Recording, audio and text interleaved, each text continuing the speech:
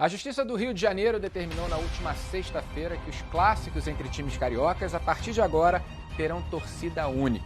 A decisão foi motivada pela morte de um torcedor do Botafogo no Engenhão, num confronto com a torcida do Flamengo no último domingo. As ruas em torno do estádio viraram uma praça de guerra. Você vai ver agora imagens inéditas que mostram o terror vivido pelos torcedores. A gente entrevistou testemunhas e teve também acesso às investigações da polícia. E um laudo revelou a verdadeira causa da morte do botafoguense Diego dos Santos.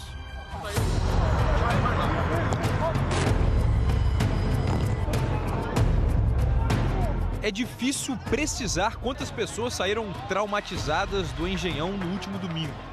São várias testemunhas do que aconteceu. Mas eles jogavam bomba, davam pontapé nas portas, gritando lá de fora, vai morrer, vai morrer, vai morrer. O jogo entre Botafogo e Flamengo levou 23 mil pessoas ao estádio. Antes disso, na chegada, 3 deles testemunharam boa parte da confusão. Nós estamos aqui no começo da rua Henrique Scheid, a 500 metros do Engenhão, onde teve o clássico no último domingo. E o Flávio, a Vanessa e o Gabriel vieram acompanhar essa partida também e normalmente fazem esse trajeto. Como é que é geralmente esse trajeto? Olha, é bem tranquilo. A gente sempre para o carro por aqui, a gente caminha por essa rua até chegar no estádio. Nunca teve confusão, nunca teve nenhum tipo de problema. Só domingo agora que ocorreu, né?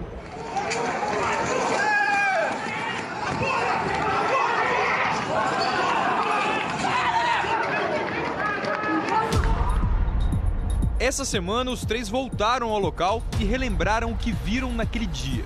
Mais ou menos nesse setor aqui, veio um cambista oferecer ingresso. Aí ele falou que, como eu tava com a minha namorada, ele falou que pra tomar cuidado que o bicho tava pegando lá, que tava dando tiro, tava tendo confusão. Perto do estádio, mais um alerta sobre o perigo. Encontrei um amigo meu por aqui, mais ou menos. Aí eu perguntei pra ele da confusão que tava tendo. Ele falou, pô, teve muito tiro. Aí ele falou, pô, entra logo, não fica de bobeira na rua não.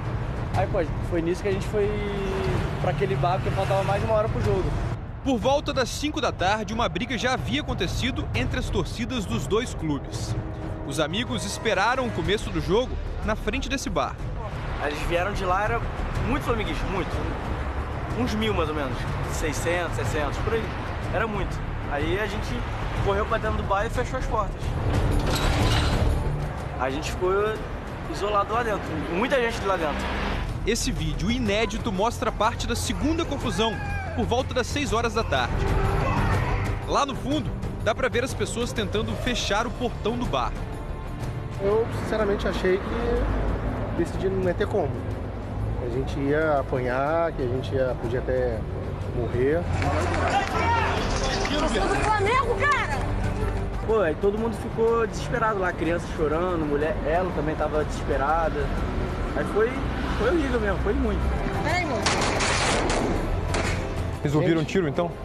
Um tiro, morteiro. Gás de pimenta chegou na gente também. É. E eles querendo bater, querendo arrombar a porta. Aí ia ser um massacre mesmo.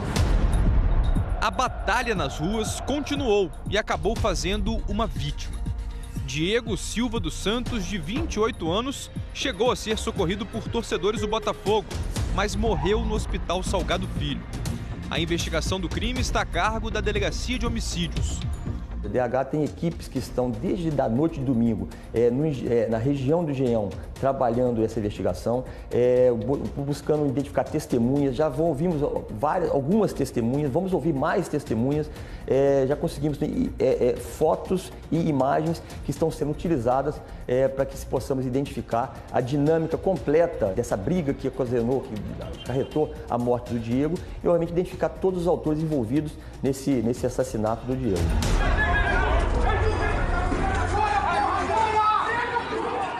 Segundo a investigação da Delegacia de Homicídios, 2 brigas aconteceram nessa esquina.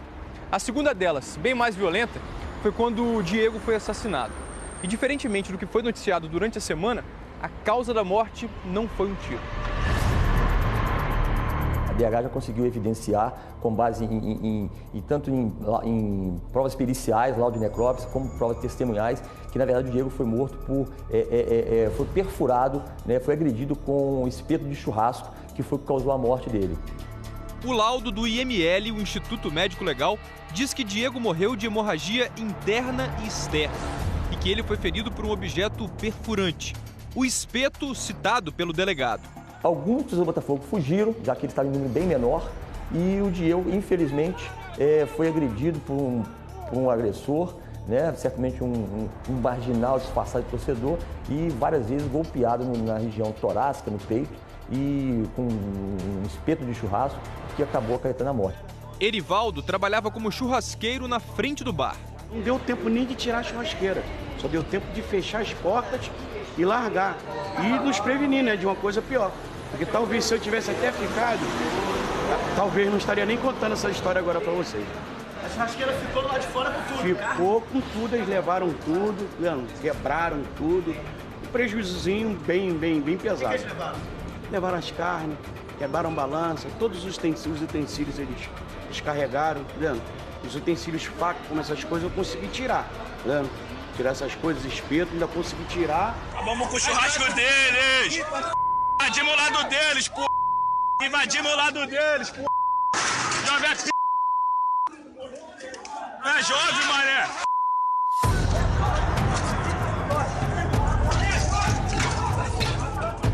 A polícia não foi capaz de conter as brigas.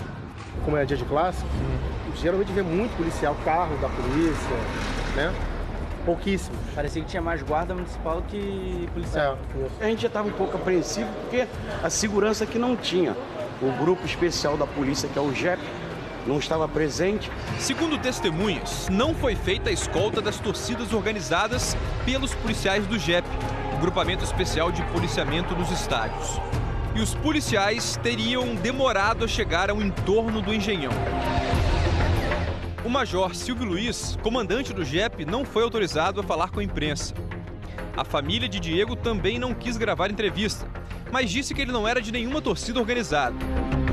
Essas fotos mostram Diego com a camisa de uma delas. Por causa dos acontecimentos do último domingo, o Ministério Público do Rio de Janeiro entrou com uma ação pública junto ao Juizado do Torcedor e Grandes Eventos, pedindo torcida única nos clássicos cariocas. O juizado aceitou o pedido. O principal motivo é a escalada da violência nos esportes.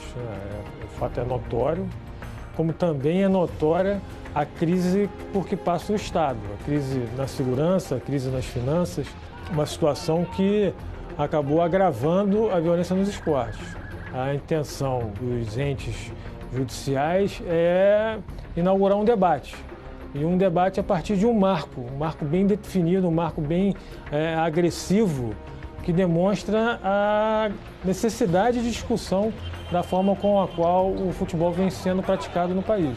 Levando em consideração que estamos próximos do Carnaval, existe uma tabela de jogos que volta e meia são 2, 3 jogos no mesmo dia. Existe um movimento aí, pelo menos por parte de mulheres dos policiais, de que eles reduzam o efetivo.